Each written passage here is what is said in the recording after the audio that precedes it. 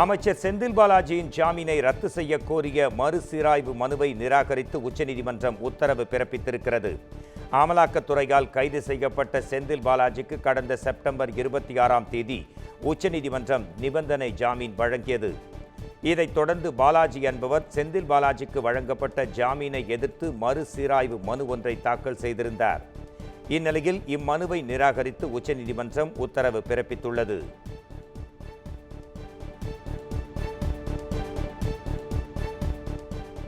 தமிழ்நாடு ஆளுநர் RN ரவியை சாகித்ய அகாடமி விருதாளர் வெங்கடாச்சலபதி நேரில் சந்தித்து வாழ்த்து பெற்றார். திருநெல்வேலி எழுச்சியும் வ.உ.சியும் 1908 என்னும் நூலுக்காக எழுத்தாளர் இரா வெங்கடாச்சலபதிக்கு சாகித்ய அகாடமி விருது அறிவிக்கப்பட்டுள்ளது. அவருக்கு தமிழக முதலமைச்சர் உள்பட பல்வேறு தரப்பினரும் வாழ்த்து தெரிவித்திருந்தனர். இந்நிலையில் ஆளுநர் RN ரவி எழுத்தாளரை ராஜ்பவனுக்கு நேரில் வரவழைத்து சால்வை அணிவித்தும் நினைவு பரிசு வழங்கியும் தனது நல்வாழ்த்துக்களை தெரிவித்துள்ளார். பொங்கல் பண்டிகை நாளன்று நடைபெறவுள்ள UGC நெட் தேர்வை ஒத்திவைக்க வேண்டும் என மத்திய அமைச்சருக்கு கனிமொழி MP கடிதம் எழுதியுள்ளார். மத்திய அமைச்சர் தர்மேந்திர பிரதானுக்கு கனிமொழி எழுதியிருக்கும் கடிதத்தில் தமிழர்களின் பாரம்பரிய பண்டிகையான பொங்கல் தினத்தன்று தேர்வை நடத்தக்கூடாது என்று தெரிவித்துள்ளார். தமிழர்களின் பண்பாட்டு திருவிழாவான பொங்கல் பண்டிகை விடுமுறை நாட்களை குறிவைத்து ஜனவரி 15 மற்றும் 16ஆம் தேதிகளில் UGC நெட் தேர்வு நடத்துவதற்கு கனிமொழி MP எதிர்ப்பு தெரிவித்திருக்கிறார்.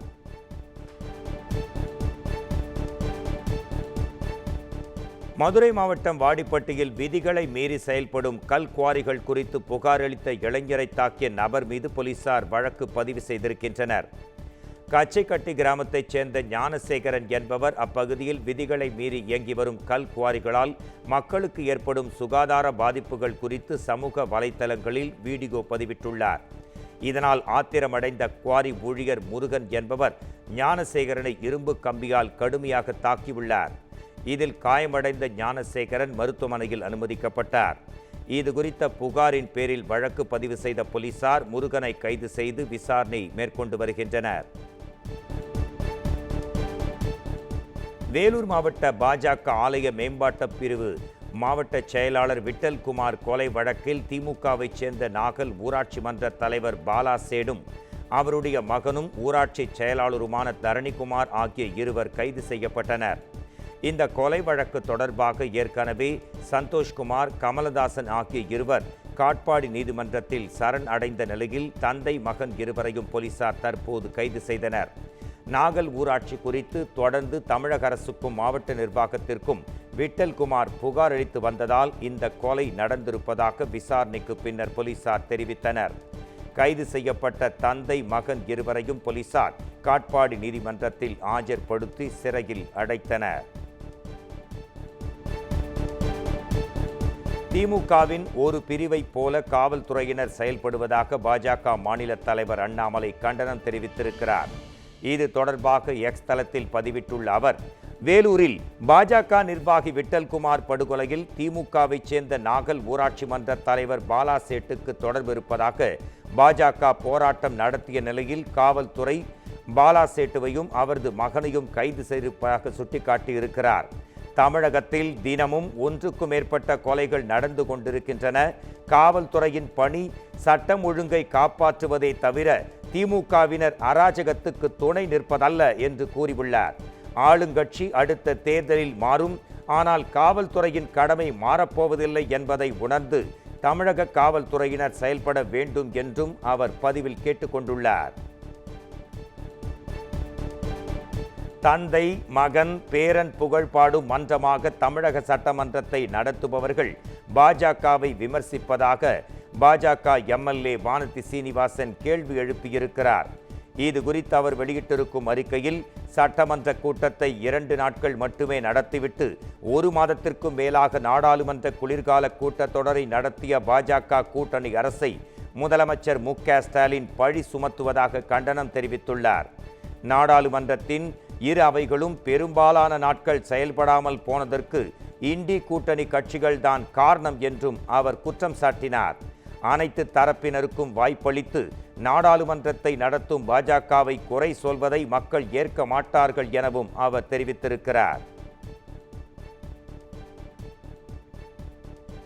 2025ஆம் ஆண்டு சிறப்பு கேலண்டரில் காந்தி, அம்பேத்கர் படங்கள் இடம்பெறச் செய்யாத மக்களவைச் செயலகம் மன்னிப்பு கோர வேண்டுமென்று மதுரை எம்பி சு வெங்கடேசன் வலியுறுத்தியிருக்கிறார்.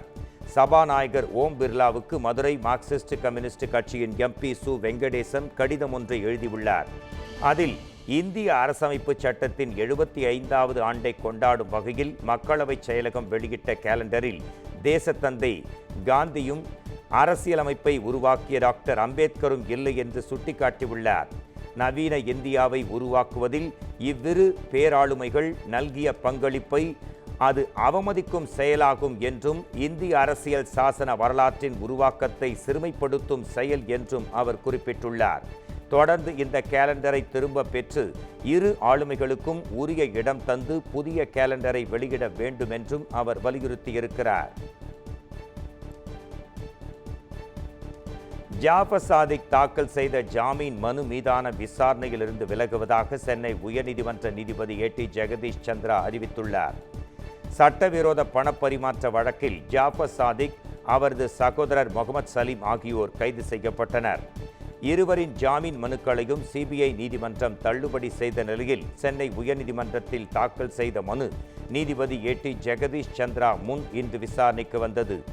அப்போது அமலாக்கத்துறை தரப்பில் இருவரின் ஜாமீன் மனுக்களையும் சிபிஐ நீதிமன்றத்தில் தள்ளுபடி ஆவதற்கு முன்பாகவே சென்னை உயர்நீதிமன்றத்தில் மனு தாக்கல் செய்யப்பட்டுள்ளதாக கூறினார்.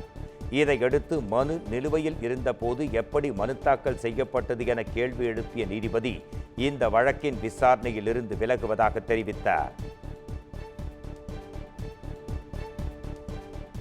விவாகரத்து வழக்கில் நடிகர் ஜெயம் ரவி மற்றும் அவரின் மனைவி ஆர்த்தி ஆகியோர் சமரச தேர்வு மையத்தில் மனம் விட்டு பேச சென்னை குடும்ப நல நீதிமன்றம் அறிவுறுத்தியுள்ளது. 15 ஆண்டு கால திருமண உறவில் இருந்து பிரிந்த நடிகர் ஜெயம் ரவி மனைவியிடமிருந்து விவாகரத்து கேட்டு தாக்கல் செய்த மனு மீது சமரச தேர்வு மையத்தில் பேச்சுவார்த்தை நடத்த சென்னை குடும்ப நல நீதிமன்றம் உத்தரவிட்டிருந்தது. இன்று வழக்கு விசாரணையின் போது மத்தியஸ்தர் நேரில் ஆஜராகி சமரச பேச்சுவார்த்தை நடத்த முடியவில்லை என்று தெரிவித்தார். இதையடுத்து சமரச தீர்வு மையத்தில் மனம் விட்டு பேசும்படி ஜெயம் ரவி மற்றும் ஆர்த்திக்கு உத்தரவிட்ட நீதிபதி விசாரணையை ஜனவரி மாதம் 18ஆம் தேதிக்கு ஒத்திவைத்தார். இந்த உத்தரவை அடுத்து வழக்கு மீண்டும் சமரச தீர்வு மையத்தில் வந்தபோது ஜெயம் ரவி மற்றும் ஆர்த்தி நேரில் ஆஜராகி சுமார் 1 மணி நேரத்திற்கும் மேலாக பேச்சுவார்த்தை நடத்தினர்.